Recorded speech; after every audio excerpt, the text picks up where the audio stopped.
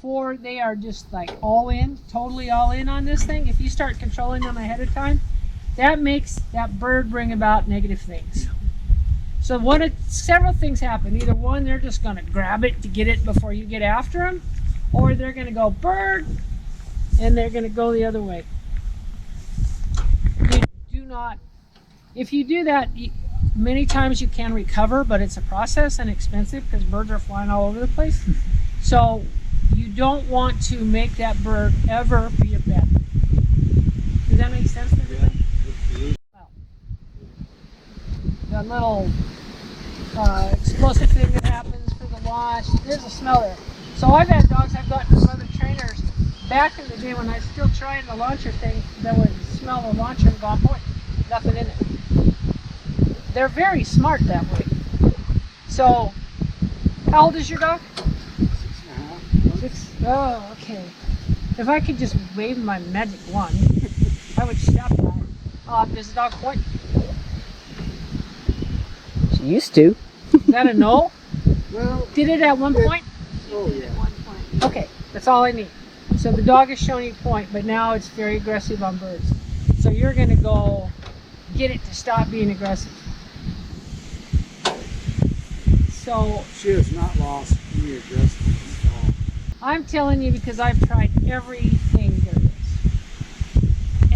There is nobody in this United States that has trained more pointing labs than I have, or gotten more of the high level titles. And I'm just saying that because I've tried everything, trying to find the best way to do this stuff. So that's where I come from on this. So once they start, and you guys are going to be able to watch it with Faith, because she points really well right now, and she's had her mouth on some quail, and she liked it a lot, right? So it's pretty soon we'll be going, all right, that's enough, no more for her. Now, I do not go after that specifically. So when whether they've shown point or not shown point, it doesn't matter, flushing or pointing. But once they start chasing the county and I don't have the tools to go get them, we stop that. And so that's sometimes 4.5, 5 months, 6 months, somewhere right in there. We just stop. So at that point, they have their adult teeth, and they're very good at working on obedience a lot, just a couple minutes every day, perfectly, without using their name. And they're very good on that. So that's component number one, you guys, is when you're walking and you say sit, they know they have to sit.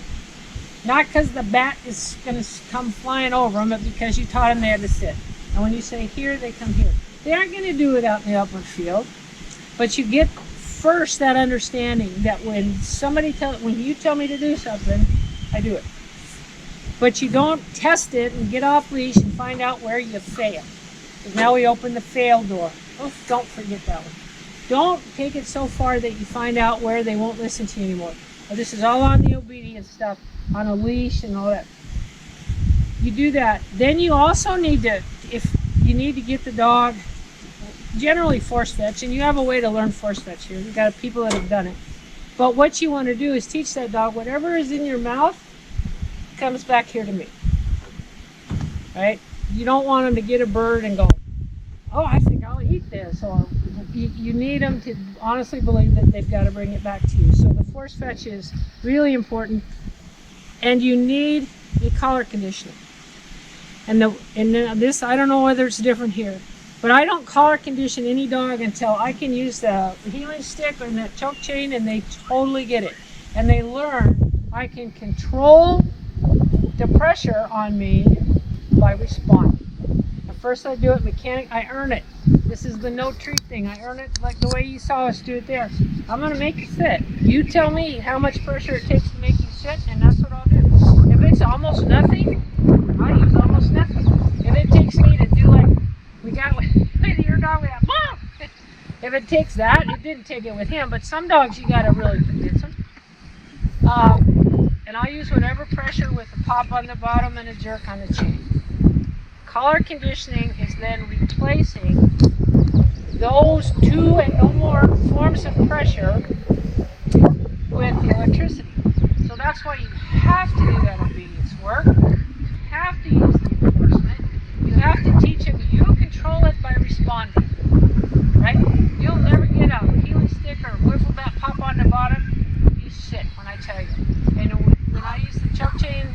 enough to tell you to come here. You will never get a jerk if you just come here. But you have to have some jerks and some pops for them to get that. So then we replace that with electricity. Now the interim step, I do this because I think like a dog. Once I get all that, where they're going to bring the bumper or the bird back, and I think we have frozen birds to practice bringing a bird back. Once you get that, this is a step I do, and very few people do it. You have a big field like this. I'm going to take my dog that's collar conditioned, knows it's supposed to take me seriously, likes to chase birds. I'm going to take it on a walk through this field, and I'm going to blow my come in whistle with pressure. And I'm going to once or twice, and the rest of the time we're out through the field.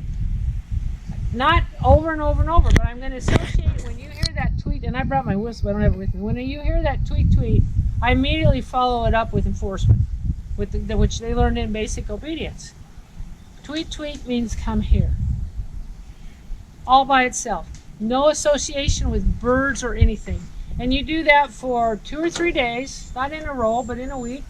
Different place. You go out there and they're sniffing some kind of real yummy thing.